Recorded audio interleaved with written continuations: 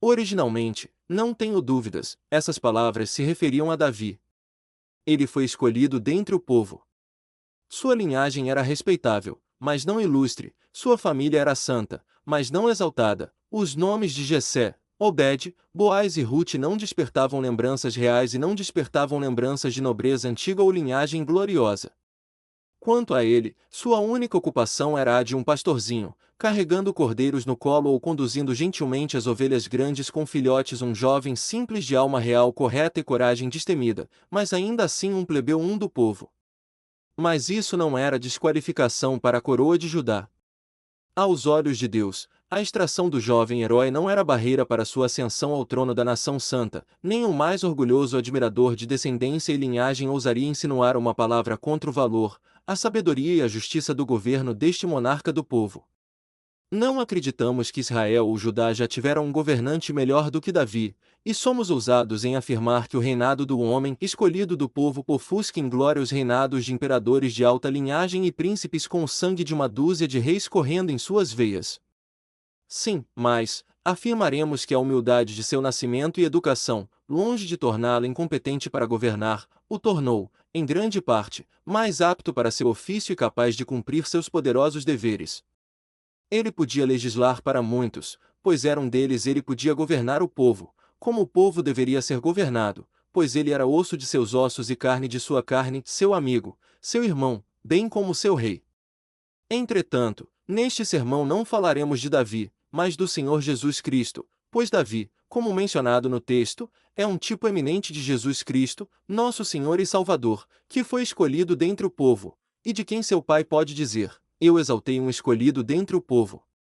Antes de entrar na ilustração desta verdade, desejo fazer uma declaração, para que todas as objeções possam ser evitadas quanto à doutrina do meu sermão. Nosso Salvador Jesus Cristo, eu digo, foi escolhido dentre o povo, mas isso apenas diz respeito à sua humanidade. Como o verdadeiro Deus de verdadeiro Deus, ele não foi escolhido dentre o povo, pois não havia ninguém além dele. Ele era o filho unigênito de seu pai, gerado do Pai antes de todos os mundos.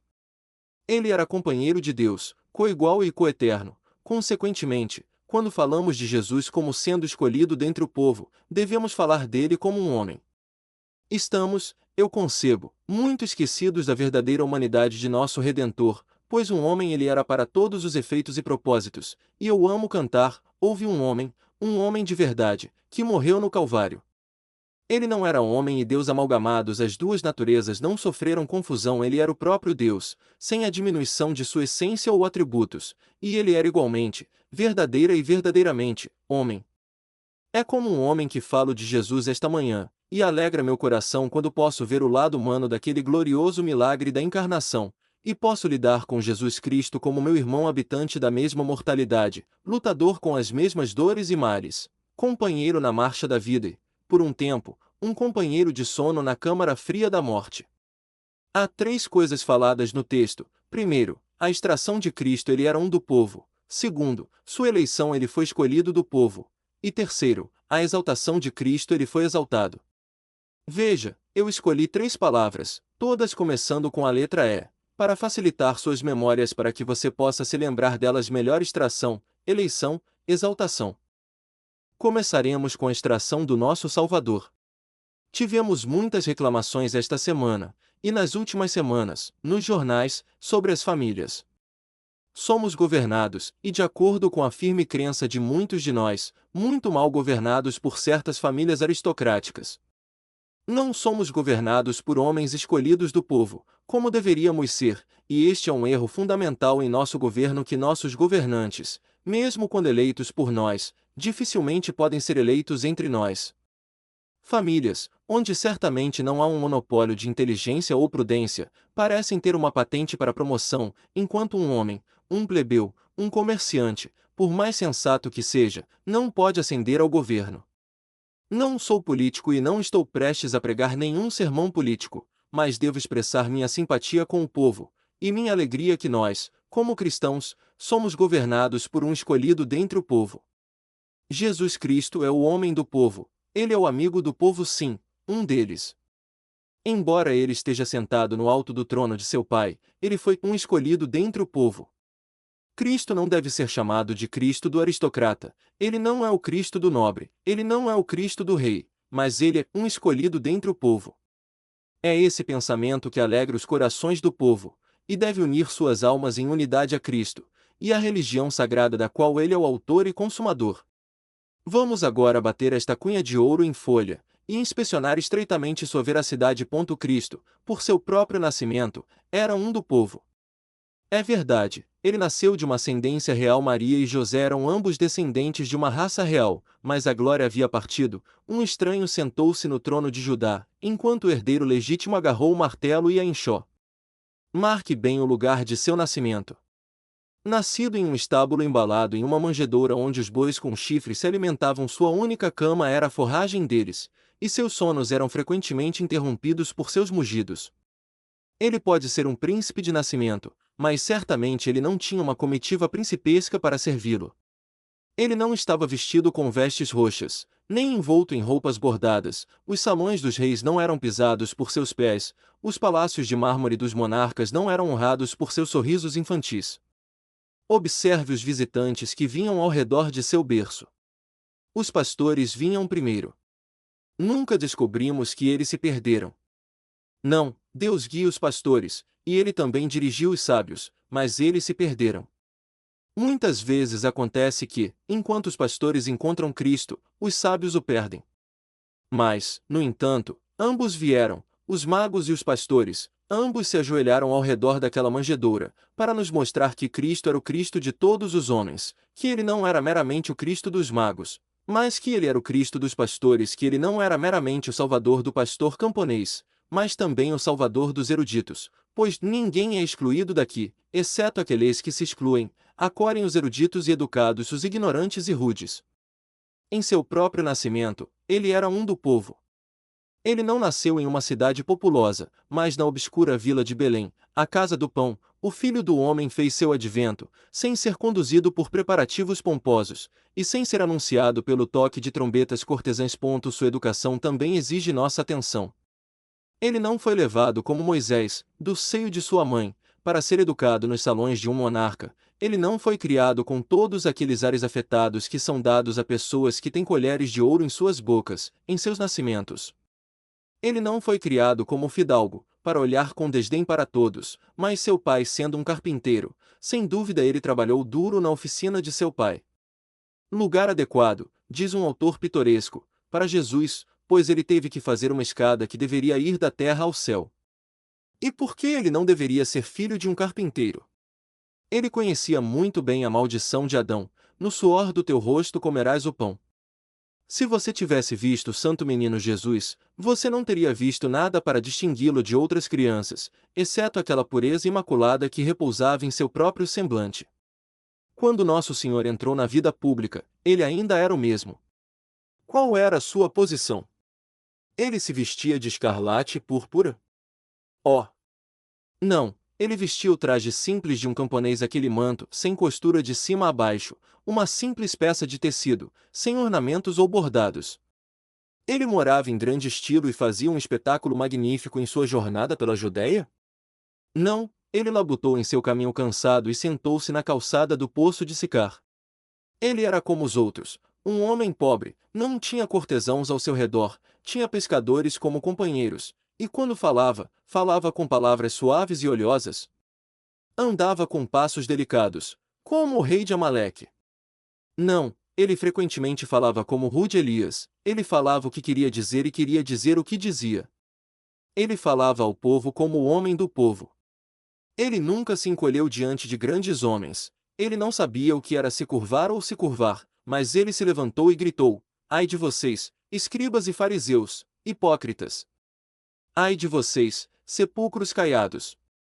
Ele não poupou nenhuma classe de pecadores, posição e fortuna não fizeram diferença para ele. Ele proferiu as mesmas verdades aos homens ricos do Sinédrio, assim como aos camponeses trabalhadores da Galileia. Ele era um do povo. Observe sua doutrina. Jesus Cristo foi uma das pessoas em sua doutrina. Seu evangelho nunca foi o evangelho do filósofo, pois não é abstruso o suficiente. Ele não consentirá em ser enterrado em palavras duras e frases técnicas. é tão simples que aquele que pode soletrar, aquele que crer e for batizado será salvo, pode ter um conhecimento salvador dele. Portanto, os homens sábios do mundo desprezam a ciência da verdade e dizem com escárnio: ora, até mesmo um ferreiro pode pregar hoje em dia, e homens que estavam na cauda do arado podem se tornar pregadores, enquanto o sacerdócio exige. Que direito eles têm de fazer tal coisa, não autorizado por nós? Ó, caso triste, que a verdade do Evangelho seja desprezada por causa de sua clareza, e que meu mestre seja desprezado porque ele não será exclusivo, não será monopolizado por homens de talento e erudição. Jesus é o Cristo do homem ignorante tanto quanto o Cristo do homem erudito, pois ele escolheu as coisas vis do mundo e as coisas que são desprezadas. Ah! Por mais que eu ame a verdadeira ciência e a educação real, lamento e me aflijo que nossos ministros estejam diluindo tanto a palavra de Deus com filosofia, desejando ser pregadores intelectuais, entregando sermões modelo, bem adequados para uma sala cheia de estudantes universitários e professores de teologia, mas de nenhuma utilidade para as massas, sendo destituídos de simplicidade, calor, seriedade ou mesmo matéria sólida do Evangelho. Temo que nosso treinamento universitário seja apenas um ganho pobre para nossas igrejas, uma vez que muitas vezes serve para afastar as simpatias dos jovens do povo e casá-los com os poucos, os intelectuais e ricos da igreja. É bom ser um concidadão na República das Letras, mas muito melhor ser um ministro capaz do reino dos céus. É bom ser capaz, como algumas grandes mentes, de atrair os poderosos, mas o homem mais útil ainda será aquele que, como Whitefield, usa linguagem de mercado, pois é um fato triste que os autos e o Evangelho raramente concordam bem, e, além disso, saiba-se que a doutrina de Cristo é a doutrina do povo. Não foi concebido para ser o Evangelho de uma casta, uma camarilha ou qualquer classe da comunidade. O pacto da graça não é ordenado para homens de uma classe peculiar, mas alguns de todos os tipos estão incluídos. Alguns poucos ricos seguiram Jesus em seus dias, e é assim agora. Maria, Marta e Lázaro estavam bem de vida, e havia a esposa do administrador de Herodes, com mais alguns da nobreza. Estes, no entanto, eram apenas alguns, sua congregação era composta de ordens inferiores às massas à multidão. O povo comum ouvia de bom grado, e sua doutrina era uma que não permitia distinção, mas colocava todos os homens como pecadores naturalmente, em igualdade aos olhos de Deus. Um é o vosso Pai, um é o vosso Mestre, o Cristo, e todos vós sois irmãos. Estas foram as palavras que ele ensinou aos seus discípulos, enquanto em sua própria pessoa ele era o espelho da humildade e provou ser o amigo dos filhos pobres da terra e o amante da humanidade. Ó vós, orgulhosos da bolsa! Ó vós que não podeis tocar os pobres nem com vossas luvas brancas! Ah! Vós com vossas mitras e vossos croisers! Ah! Vós com vossas catedrais e ornamentos esplêndidos! Este é o homem a quem chamais mestre, o Cristo do povo, um do povo. E ainda assim olhais com desprezo para o povo, desprezais-os. O que são eles na vossa opinião? O rebanho comum, a multidão. Fora de vós! Não vos chameis mais ministros de Cristo. Como podeis ser, a menos que, descendo de vossa pompa e dignidade, venhais entre os pobres e os visiteis, andeis entre nossa população abundante e pregai a eles o Evangelho de Cristo Jesus? Acreditamos que sois descendentes dos pescadores? Ah! Não, até que vocês tirem sua grandeza, e, como os pescadores, saiam, os homens do povo, e preguem ao povo, falem ao povo, em vez de se acomodarem em seus assentos esplêndidos, e se tornarem ricos às custas de seus pluralistas. Os ministros de Cristo devem ser os amigos da humanidade em geral, lembrando que seu mestre era o Cristo do povo. Alegrem-se! Ó, alegrem-se! Multidões! Alegrem-se! Alegrem-se! Pois Cristo era um do povo. Nosso segundo ponto foi a eleição. Deus diz: eu exaltei um escolhido dentre o povo. Jesus Cristo foi eleito escolhido. De uma forma ou de outra, essa doutrina feia da eleição surgirá. Ó!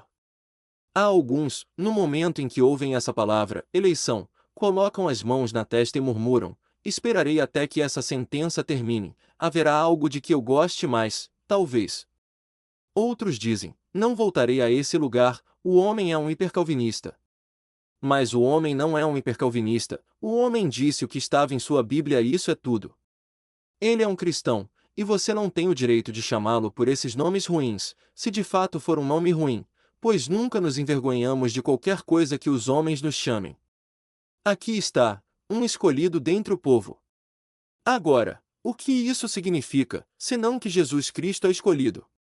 Aqueles que não gostam de acreditar que os herdeiros do céu foram eleitos, não podem negar a verdade proclamada neste versículo, que Jesus Cristo é o sujeito da eleição que seu Pai o escolheu, e que ele o escolheu dentre o povo. Como homem, ele foi escolhido dentre o povo, para ser o Salvador do povo, e o Cristo do povo. E agora vamos reunir nossos pensamentos, e tentar descobrir a sabedoria transcendente da escolha de Deus. A eleição não é algo cego. Deus escolhe soberanamente, mas ele sempre escolhe sabiamente. Há sempre alguma razão secreta para sua escolha de qualquer indivíduo em particular, embora esse motivo não esteja em nós mesmos, ou em nossos próprios méritos, ainda assim há sempre alguma causa secreta muito mais remota do que as ações da criatura, alguma razão poderosa desconhecida por todos, exceto ele mesmo. No caso de Jesus, os motivos são aparentes, e sem fingir entrar no conselho do gabinete de Jeová, podemos descobri-los. Primeiro, vemos que a justiça é, portanto, totalmente satisfeita pela escolha de um dentre o povo. Suponha que Deus tivesse escolhido um anjo para fazer satisfação por nossos pecados. Imagine que um anjo fosse capaz de suportar aquela vasta quantidade de sofrimento e agonia que era necessária para nossa expiação. Ainda assim, depois que o anjo tivesse feito tudo, a justiça nunca teria sido satisfeita, por esta simples razão, que a lei declara: a alma que pecar, essa morrerá. Agora, o homem peca, portanto, o homem deve morrer.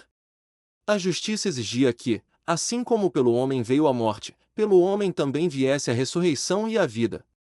A lei exigia que, assim como o homem era o pecador, o homem deveria ser a vítima que, assim como em Adão todos morreram, assim também em outro Adão todos deveriam ser vivificados. Consequentemente, era necessário que Jesus Cristo fosse escolhido dentre o povo, pois se aquele anjo resplandecente perto do trono, aquele sublime Gabriel, tivesse deixado de lado seus esplendores, descido à nossa terra, suportado dores, sofrido agonias, entrado na cripta da morte e gemido uma existência miserável em uma extremidade de aflição, depois de tudo isso, ele não teria satisfeito a justiça inflexível, porque é dito que um homem deve morrer, e caso contrário a sentença não é executada. Mas há outra razão pela qual Jesus Cristo foi escolhido dentre o povo. É porque por meio dela toda a raça recebe honra. Você sabia que eu não seria um anjo, se Gabriel me pedisse? Se ele me implorasse para trocar de lugar com ele, eu não o faria, eu perderia muito com a troca, e ele ganharia muito. Pobre, fraco e sem valor, embora eu seja, ainda assim sou um homem, e sendo um homem, há uma dignidade sobre a masculinidade, uma dignidade perdida um dia no jardim da queda, mas recuperada no jardim da ressurreição. É um fato que um homem é maior que um anjo, que no céu a humanidade está mais perto do trono do que a existência angelical. Você lerá no livro do Apocalipse, sobre os 24 anciãos que estavam ao redor do trono, e no círculo externo estavam os anjos. Os anciãos, que são os representantes de toda a igreja, foram orados com uma maior proximidade de Deus do que os espíritos ministradores. Porque o homem eleito é o maior ser do universo, exceto Deus. O homem está sentado lá em cima, olhe. À direita de Deus, radiante de glória, está sentado um homem. Pergunte-me quem governa a providência e dirige sua maquinaria terrivelmente misteriosa, eu lhe digo que é um homem, o homem Cristo Jesus. Pergunte-me quem durante o mês passado prendeu os rios em correntes de gelo e quem agora os soltou dos grilhões do inverno, eu lhe digo que um homem fez isso, Cristo. Pergunte-me quem virá para julgar a terra com retidão, e eu digo um homem. Um homem real e verdadeiro deve segurar a balança do julgamento e chamar todas as nações ao seu redor. E quem é o canal da graça? Quem é o empório de toda a misericórdia do Pai? Quem é a grande reunião de todo o amor da aliança? Eu respondo um homem, o homem Cristo Jesus. E Cristo, sendo um homem, exaltou você, e me exaltou, e nos colocou nas mais altas posições.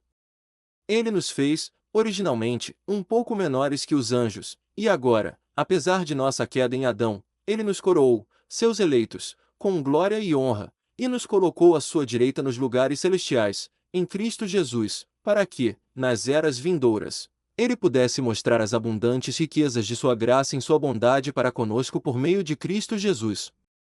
Mas, meus irmãos, vamos ter uma visão mais doce do que essa. Por que ele foi escolhido dentre o povo? Fala, meu coração. Qual é a primeira razão que corre à tete? Pois os pensamentos do coração são os melhores pensamentos. Os pensamentos da cabeça muitas vezes não servem para nada, mas os pensamentos do coração, as profundas reflexões da alma, são inestimáveis como as pérolas de Ormuz.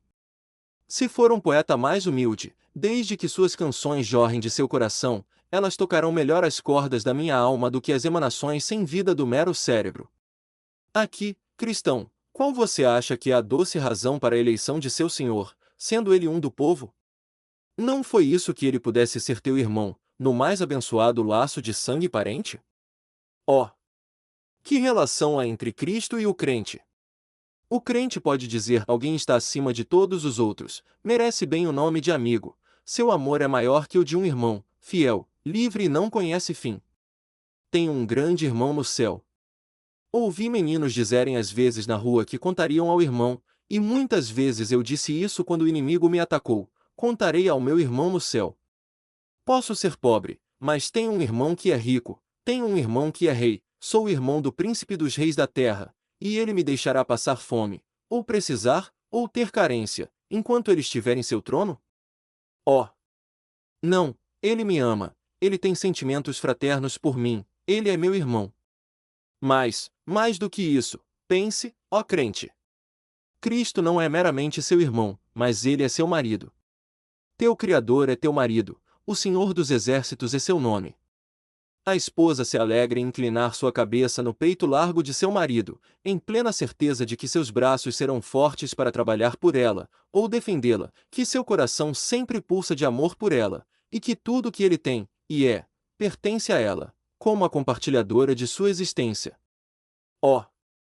Saber pela influência do Espírito Santo, que a doce aliança é feita entre minha alma e o sempre precioso Jesus, claro, isso é o suficiente para vivificar toda a minha alma para a música, e fazer de cada átomo do meu corpo um grato cantor para o louvor de Cristo.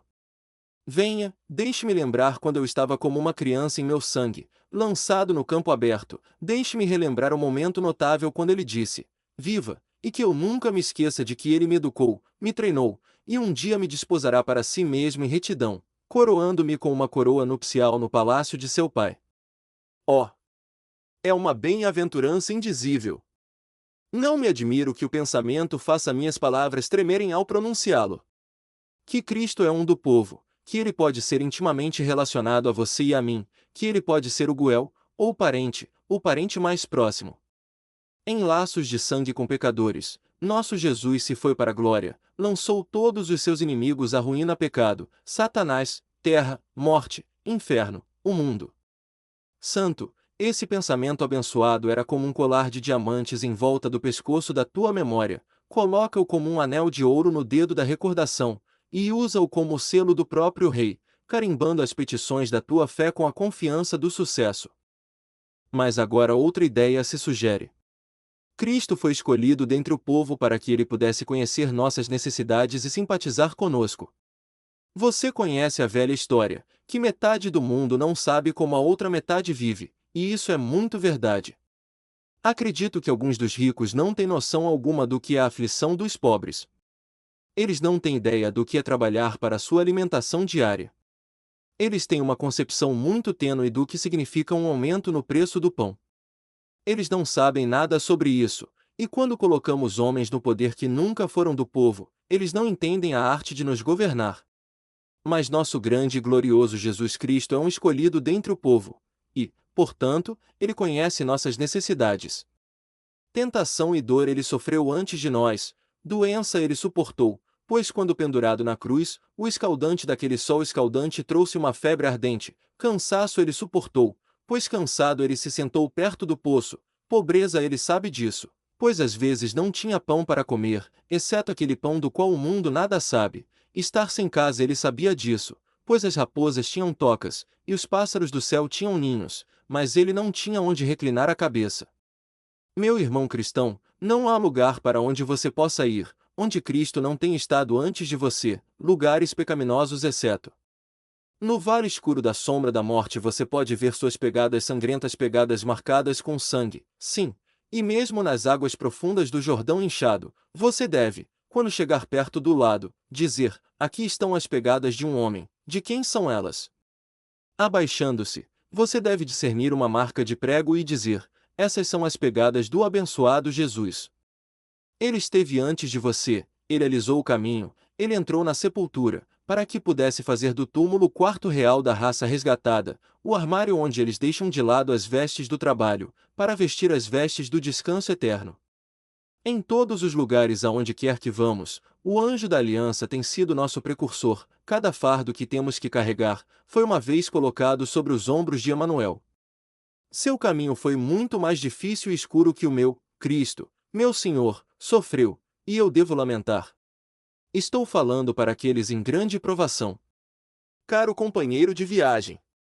Coragem, Cristo consagrou a estrada, e fez do caminho estreito a estrada do próprio Rei para a vida. Mais um pensamento, e então passarei para meu terceiro ponto. Há uma pobre alma ali, que deseja vir a Jesus, mas está em grandes dificuldades, para não vir bem, e conheço muitos cristãos que dizem: bem, espero ter vindo a Cristo, mas temo não ter vindo bem. Há uma pequena nota de rodapé em um dos hinos da coleção do querido Sr. Denham, na qual ele diz: algumas pessoas têm medo de não vir bem. Agora, nenhum homem pode vir a menos que o Pai o atraia, então eu apreendo: se eles vierem, eles não podem vir errados. Então eu apreendo: se os homens vierem, eles devem vir bem. Aqui está um pensamento para você, pobre pecador que está vindo. Por que tens medo de vir? Ó, dizes tu: sou um pecador tão grande, Cristo não terá misericórdia de mim. Ó! Não conheces meu bendito Mestre, ele é mais amoroso do que pensas que seja. Eu já fui mau o suficiente para pensar o mesmo, mas descobri que ele é 10.000 vezes mais gentil do que pensava. Digo-te, ele é tão amoroso, tão gracioso, tão gentil, nunca houve nem metade tão bom quanto ele. Ele é mais gentil do que nunca podes pensar, seu amor é maior do que os teus medos, e seus méritos são mais prevalentes do que os teus pecados. Mas ainda assim dizes: tenho medo de não vir corretamente, acho que não usarei palavras aceitáveis. Eu lhe digo por que disso: porque você não se lembra de que Cristo foi tirado do povo. Se Sua Majestade me mandasse chamar amanhã de manhã, ouso dizer que eu ficaria muito ansioso sobre que tipo de vestido eu deveria usar, e como eu deveria andar, e como eu deveria observar a etiqueta da corte, e assim por diante. Mas se um dos meus amigos aqui me mandasse chamar, eu iria direto vê-lo, porque ele é uma das pessoas, e eu gosto dele. Alguns de vocês dizem: como posso ir a Cristo? O que devo dizer? Que palavras devo usar? Se você estivesse indo para alguém acima de você, você poderia dizer isso, mas ele é um do povo.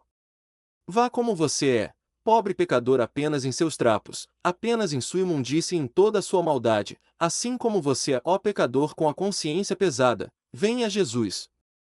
Ele é um do povo.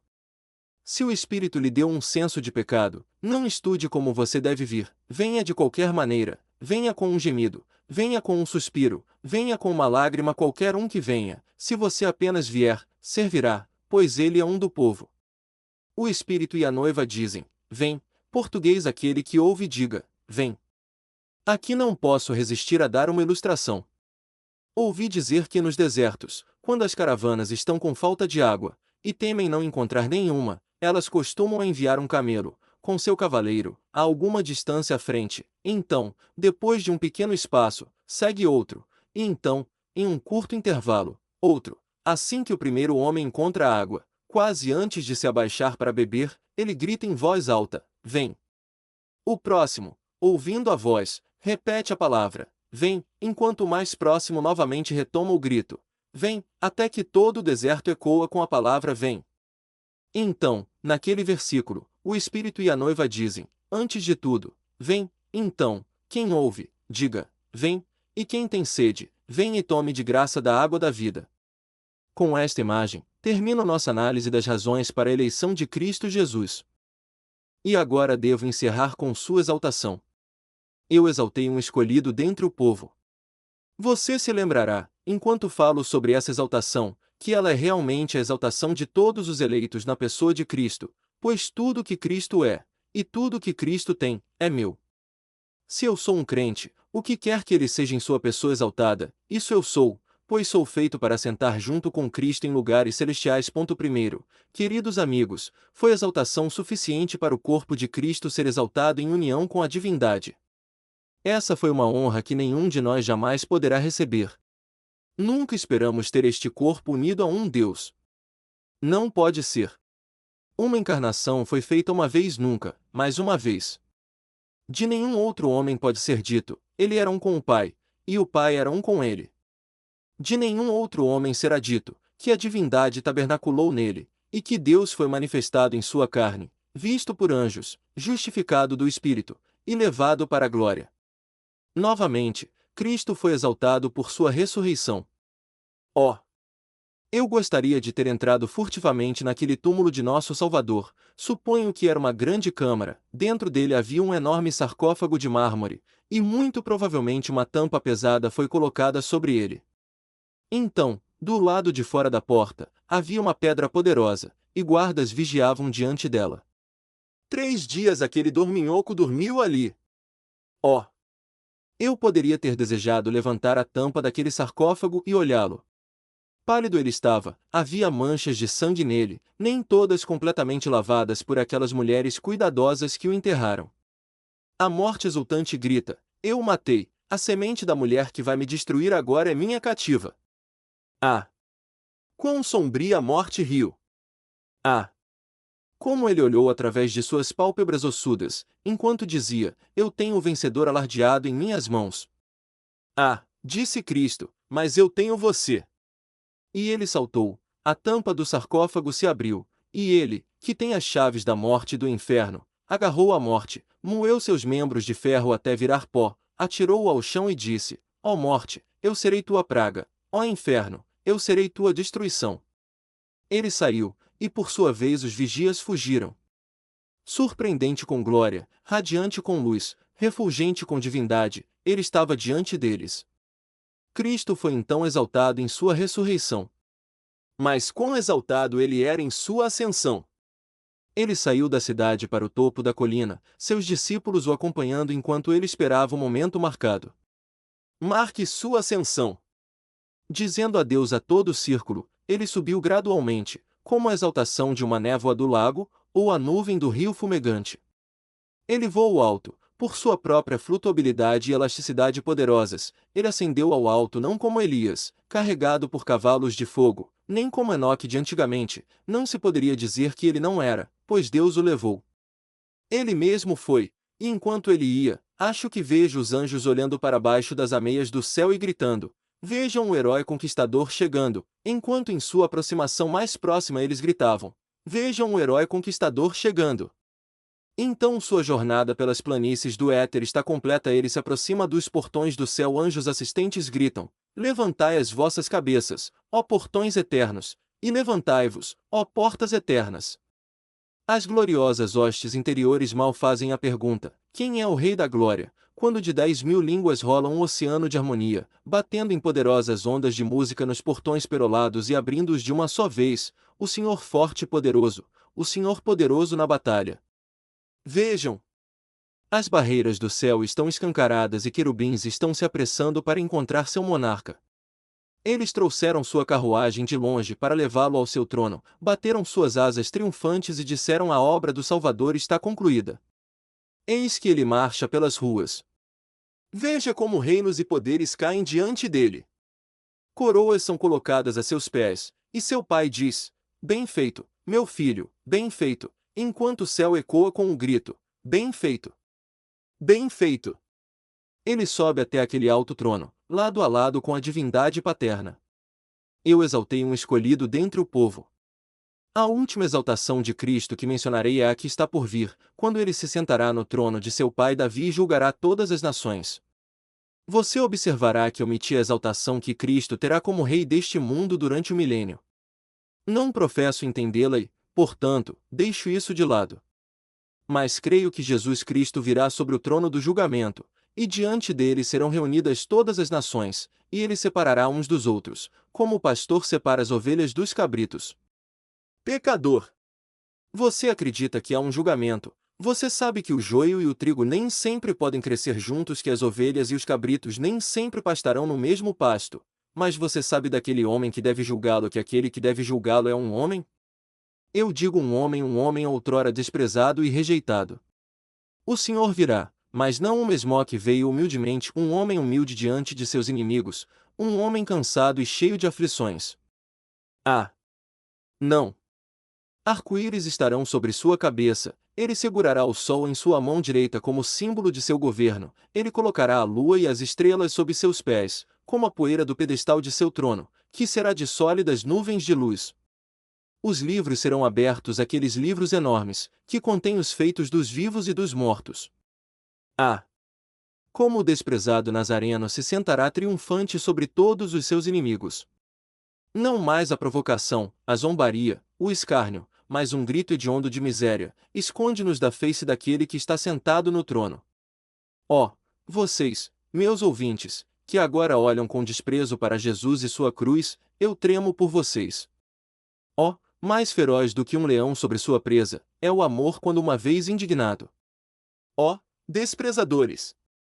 Eu os advirto daquele dia em que a testa plácida do homem das dores estará franzida, quando o olho que uma vez foi umedecido por gotas de orvalho de piedade, lançará relâmpagos sobre seus inimigos, e a mão, que uma vez foi pregada na cruz por nossa redenção, agarrará o raio para sua condenação, enquanto a boca que uma vez disse, vinde a mim, cansados, pronunciará em palavras mais altas e terríveis que a voz do trovão, apartai-vos, malditos pecadores! Vocês podem pensar que é uma ninharia pecar contra o homem de Nazaré, mas descobrirão que, ao fazê-lo, ofenderam o homem que julgará a terra com justiça, e por sua rebelião, suportarão ondas de tormento no oceano eterno da ira. Que Deus os livre dessa condenação! Mas eu os advirto disso.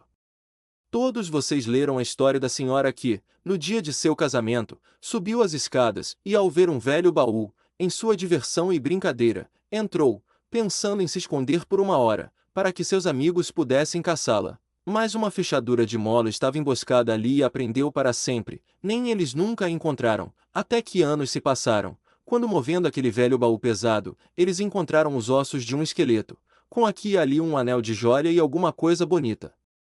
Ela tinha surgido lá em alegria, mas estava trancada para sempre. Jovem! Tome cuidado para não ser trancado para sempre por seus pecados. Um copo jovial é tudo. Um passo de um momento. Assim disse ela. Mas há uma fechadura secreta e emboscada. Uma volta naquela casa de má fama, alguém vagando pelos caminhos da retidão, isso é tudo. Ó, pecador! É tudo. Mas você sabe o que é tudo isso? Para ser preso para sempre. Ó! Se você quiser evitar isso, ouça-me, enquanto pois tenho apenas mais um momento eu lhe conto mais uma vez sobre o homem que foi escolhido do povo. Ó orgulhosos! Tenho uma palavra para vocês.